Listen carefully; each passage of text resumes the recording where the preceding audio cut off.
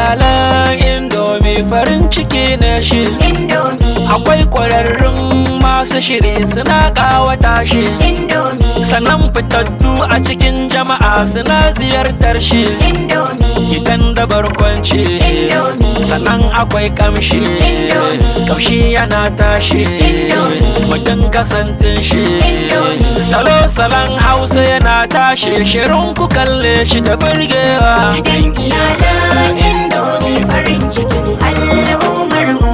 Taliyar nan daɗi na ta ya wuce misalai. Indomie tana da daɗi in ka ci ga dubun dalilai. Indomie a kasuwannin mu. Indomie da makarantun mu. Indomie a ofisoshin mu. Indomie a kamfanonin mu. Indomie idan mutum ya ci indomie har basira ta ka karawa. Gidan iyalan indomie farin cikin al'ummar mu. Celebrities su ma sun zaɓi taliyan nan. Indomie. Ku duba 'yan fim su ma sun zaɓi taliyan nan. Indomie. Akwai mawaka su ma sun zaɓi taliyan nan.